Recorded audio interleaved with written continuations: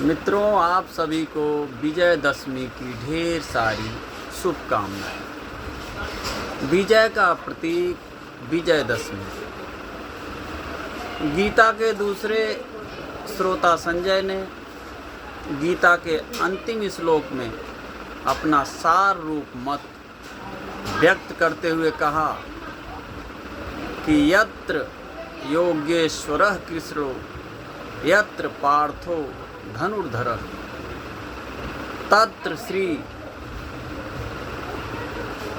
विजयो भूतिर ध्रुवा तिर्मम। जहाँ योगेश्वर भगवान श्री कृष्ण हैं और जहाँ गांडीव धनुषधारी अर्जुन हैं, वहाँ ही श्री विजय विभूत और अचल नीत है, ऐसा मेरा मत है। आत्मिक प्रयोजन में इसका अर्थ है जहाँ श्री कृष्ण जैसा रथ सारथी या सतगुरु तथा अर्जुन जैसा समर्पित शिष्य हो, जो करिष्ये तव वचनम अर्थात जैसा कहोगे वैसा करूँगा, साथ ही आलस्य प्रमाद को महत्व न देते हुए पुरुषार्थ के लिए उत्साहपूर्वक सदैव तत्पर रहे। यहाँ इस श्लोक में केवल अर्जुन नहीं बल्कि पार्थो धनुर्धर कहा गया है, अर्थात धनुष बाण लेकर जो युद्ध के लिए सदैव तत्पर हो, वही श्री विजय है और विभूति है। तभी हृदय में बैठे हुए रावण और महिषासुर जो विकारों का मर्दन संभव है। मूल रूप से विजयदशमी त्यौहार मनाने का यही उद्देश्य है। सनातन धर्म में जहाँ एक और एक हाथ में शास्त्र धारण करते हैं तो दूसरे हाथ में शस्त्र भी धारण करते हैं। यही कारण है सनातन धर्म के लगभग प्रत्येक देवी देवता के हाथ में कोई न कोई शस्त्र अवश्य होता है, क्योंकि सभी केवल उपदेश देने से सभी सुधर जाएं, ऐसा संभव नहीं।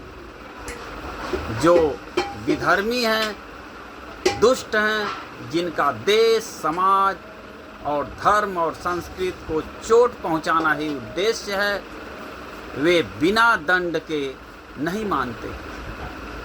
गीता में भगवान ने कहा है कि यदा यदा ही धर्मस्य ग्लानिर्भवति भारत अभ्युत्थानम धर्मस्य तदात्मानं सृजाम्यहम् परित्राणां साधूनां विनाशाय च दुष्कृता धर्म संस्थापनार्थाय संभवामि युगे युगे। इस श्लोक एक जगह आता है विनाशाय च दुष्कृता, अर्थात दुष्टों का विनाश भी धर्म स्थापना का मुख्य अंग है। इस संदर्भ में एक बड़ा ही रोचक प्रसंग है। एक बार परम पूज्य श्री राधा बाबा ने भगवान श्री कृष्ण से पूछा कि इस श्लोक जो विनाशाय च दुष्कृता, उसे संशोधित कर सुधाराय च दुष्कृताम किया जा सकता है। कोई आवश्यक तो नहीं कि मार काट कर हिंसा पूर्वक ही धर्म की स्थापना हो। अगर मत सुधर जाए तो ज़्यादा अच्छा रहता। भगवान कृष्ण ने कहा, नहीं, यह संभव नहीं। हाँ, यह तुम्हारे मार्ग में संभव है, अर्थात प्रेम मार्ग में सुधार की संभावना है। मानस में विभीषण जी को विजय का मंत्र बताते हुए भगवान श्री राम कहते हैं कि अमल अचल मन त्रोण समाना असमजम नियम शील मुख नाना कवच अभेद विप्र गुर पूजा यही सम विजय उपाय न दूजा।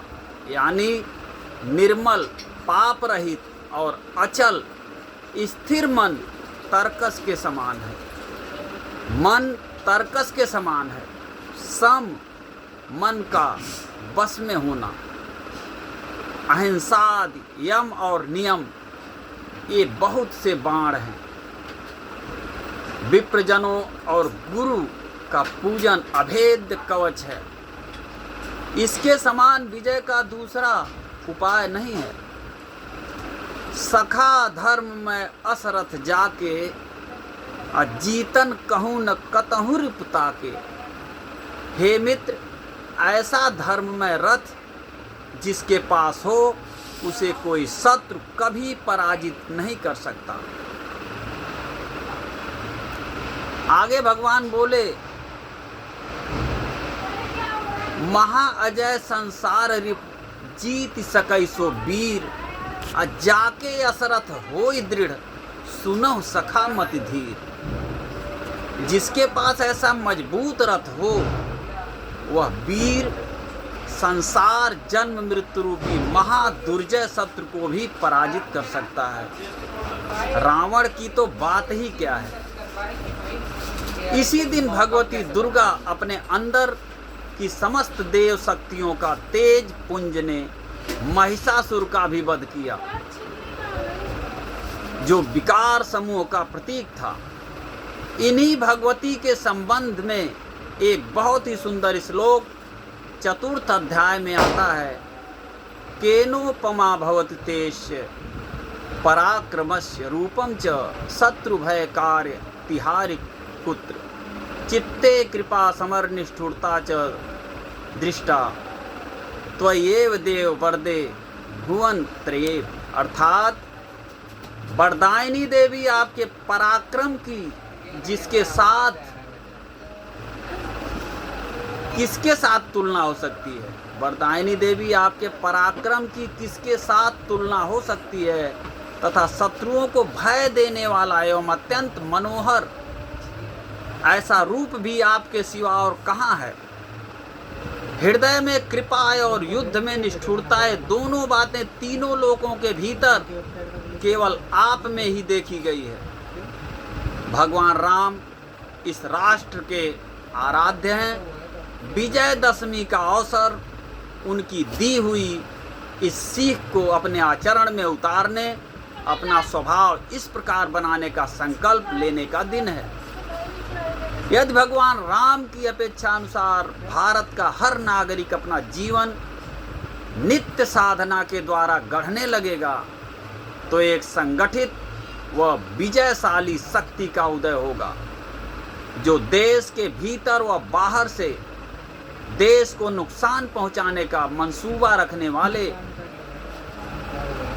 बलशाली, अपने जैसा सबको बनाने का जानलेवा, दुराग्रह रखने वाली तथा सब कुछ हड़प लेने की मानसिकता रखने वाली रावण रूपी आसुरी शक्तियों को परास्त कर भारत को विश्व में अजेय बनाकर उसे परम वैभव के शिखर पर विराजित करेगी। आज विजयदशमी की यही प्रासंगिकता है। मित्रों, विजयदशमी की मंगलमयी शुभकामनाएं आप सभी को। फिर मिलते हैं अगली रोचक जानकारी, कहानी, कविता के साथ। तब तक के लिए जय श्री राम।